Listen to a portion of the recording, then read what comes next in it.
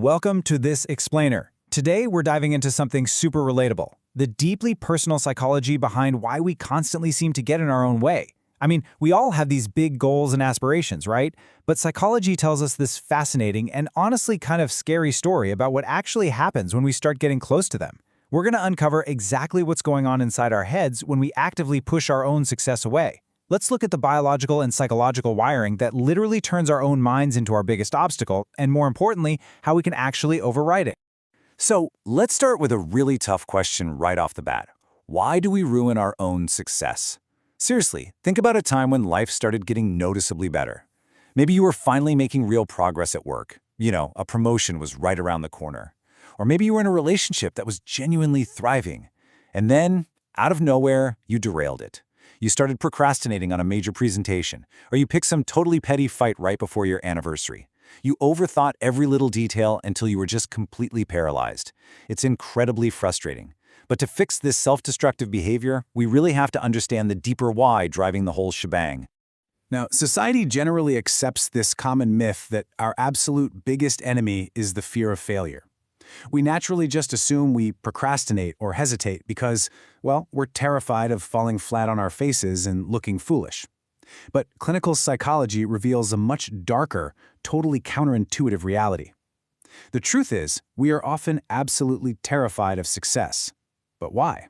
Well, because success brings fundamental change. And if there is one single thing the human brain is hardwired to resist, it's change. Your brain basically operates on this principle of homeostasis. It fiercely wants to maintain a stable, predictable environment. So when success threatens to disrupt that cozy baseline, the alarm bells start ringing loud and clear. Here's the thing you need to remember. Self-sabotage is not laziness, and it certainly isn't a lack of ambition. It's essentially just your brain's defense mechanism kicking into absolute overdrive. Think about it from an evolutionary standpoint. Your brain craves predictability because, back in the day, predictability literally equaled survival. So it will actively choose what is familiar, even if that familiar place is a dead-end job, constant financial stress, or totally toxic environment, over the unknown challenges of achieving your goals.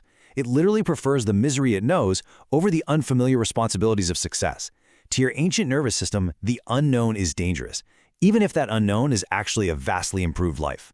And this biological resistance translates into these invisible, everyday traps, what psychologists actually call logical lies. You totally know the ones. Oh, I'll just start tomorrow when I'm more rested. Or, I'm just not quite ready yet. I really need to do more research. The timing just isn't right with the economy. The most dangerous part of self-sabotage is that it doesn't actually feel like sabotage at all. Every single one of these excuses feels completely rational in the moment. It perfectly masks your fear as cautious, responsible decision-making. You convince yourself you're just being prudent, when in reality, you're actively dismantling your own momentum. Beneath all those surface-level excuses exists a much deeper, hidden question, one we almost never admit out loud. What if I actually succeed? Just think about it for a second. If you pull this off, the bar is raised permanently. Success brings a really heavy burden of responsibility. It brings higher expectations from your peers, your family, and a completely unfamiliar landscape of complex new problems to navigate. Your brain sees all that new pressure, anticipates the massive energy it's going to take to sustain it, and simply slams on the brakes. It drops a heavy anchor to keep you exactly where you are, where things are safe, predictable, and manageable. This biological response creates a super predictable, vicious cycle. Step 1. Success approaches. You are getting closer and closer to the finish line. Step 2. Your brain perceives this incoming change not as a victory to celebrate, but as a literal existential threat. Step 3. Your mind goes straight to work generating those logical-sounding excuses we talked about, just to stall your momentum and dial down the anxiety. And finally, Step 4. You retreat to familiar stress. The brain successfully neutralizes the threat of change, and you're right back in your comfort zone. The real tragedy of this loop, it feels safe in the short term, but you wake up one day realizing years have passed and absolutely nothing has changed. Okay, so how do we actually break out of this loop? Well, to short-circuit this psychological defense mechanism, you have to realize a fundamental truth about high achievers. Successful people are not fearless. They are absolutely not immune to self-doubt. They feel the exact same apprehension, imposter syndrome, and fear of the unknown that you do. The difference lies entirely in their willingness to take decisive action before their brain feels fully prepared. They understand that readiness is largely an illusion. They don't sit around waiting for the fear to dissipate or for the perfect conditions to magically align. They just act, forcing their brain to adapt to the new reality. It really boils down to this one singular truth. Growth begins the exact moment you stop negotiating with your excuses. You have got to stop giving airtime to those logical lies your brain feeds you just to keep you safe and stagnant. You must recognize them for exactly what they are, a biological reflex, not a reflection of your actual capability. The hard truth is, your future is not waiting for a perfect, anxiety-free version of you.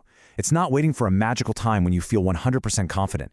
It is simply waiting for the version of you who decides to begin right now, today, despite the fear. As we wrap up this explainer, I want to leave you lingering on one final, challenging thought. Are your limits self-imposed? It's time to deeply consider whether the biggest obstacle in your life is actually your external circumstances, your upbringing, or your resources, or if it's simply the psychological limits you have unwittingly accepted inside your own mind. It's time to challenge those limits. Thank you so much for joining me to unpack this totally fascinating psychology, and I really hope this empowers you to finally get out of your own way.